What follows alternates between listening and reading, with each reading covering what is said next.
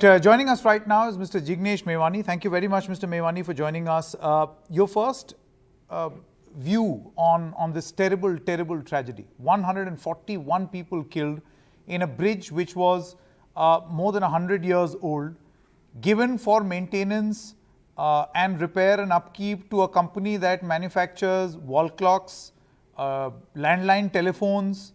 It manufactures, e-scooters, mosquito rackets.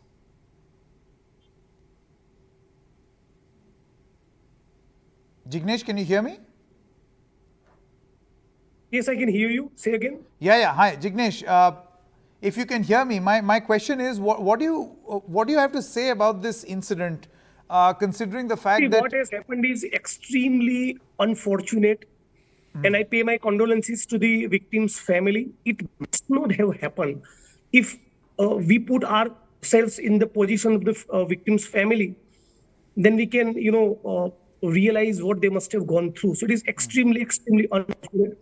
I don't want to make any political comment, but I want to make a prayer to all the political parties, to all the governments, that we should be extremely careful when we are assigning this kind of renovation work to any company. Competency of the company, but definitely something prima facie seems really fishy about them.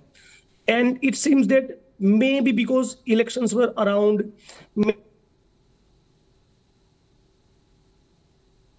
to show that, see how quickly we have renovated the bridge and it is open for everyone.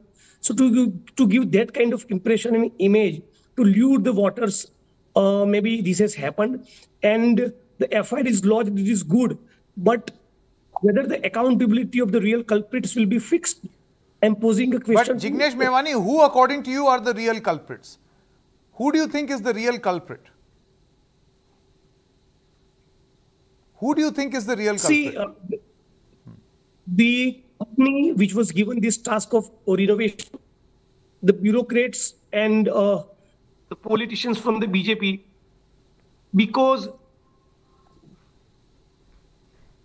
even the FIR is filed, but I think there is no proper mentioning of the company involved. And I don't trust this SIT, because Gujarat has few officers with impeccable integrity and who are like absolutely non-corrupt. If those, the entire huge tragedy episode is with, if the investigation is dealt in the similar manner, then there is no hope of justice. So the SIT should be having officers who are non-corrupt, whose integrity impeccable, and that is where the investigation will go to its logical end, and that's where those investigating officers will be able to bring the name of the real culprits, including the company and the people associated with them and the politicians as well. So you're saying that from politicians, if the government, is genuinely concerned in ensuring justice, they must not only do an eyewash of an FIR, but form an SIT with officers whose integrity is impeccable. Then only we have the hope of justice. Okay, Jignesh, so what happened? you're basically what happened in the Surat case? There was no NOC, there were no licenses for the fire brigade and all, and still, licenses were given to the tuition classes to run the tuition Coaching classes. Yes. And in many buildings in Surat, Baroda, and Rajkot and Ahmedabad, where the NOC is not followed, there are no fitness certificates. So this has not happened for the first time. And this keeps happening because accountability is not fixed and the real culprits are never brought to book. Jignesh, the question over here is, number one, the competence of the company which was awarded the contract to maintain as well as sell tickets and make sure that this suspended bridge is, is up and running. Their competence, that is question number one. I'll come to the second question and part two later. A company which specializes in manufacturing wall clocks, in manufacturing landline telephones, in manufacturing e-scooters most recently, and mosquito rackets. Do you think that given the fact that they had no prior experience of maintaining a 100-year-old suspension bridge, Yeah, this is seriously, it's a big concern. Undoubtedly, the company is not having any track record of renovating this kind of bridges. Why all of a sudden that company is given this task of renovating this bridge? There could be money involved. But even if that was not the case, let us assume for the sake of argument, without fitness certificate, how can you allow them, people to go around? It's extremely risky. And more than 100 people, 150 people have lost their lives. It's extremely serious. No, Jignesh, see, And the this thing is, ministry directly the comes thing is, from CM of Gujarat. right now there seems to be an attempt, Jignesh, to say that this company was supposed to, ensure upkeep, and this company did not spend enough time, and company did not procure a certificate. It almost seems that the only agency at fault is this company itself. Do you feel that it is equally important to apportion blame to government officials? Obviously, the government politicians?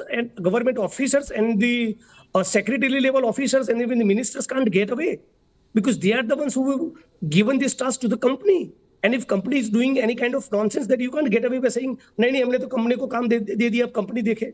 You can't get away by saying that. We have already lost 150 people.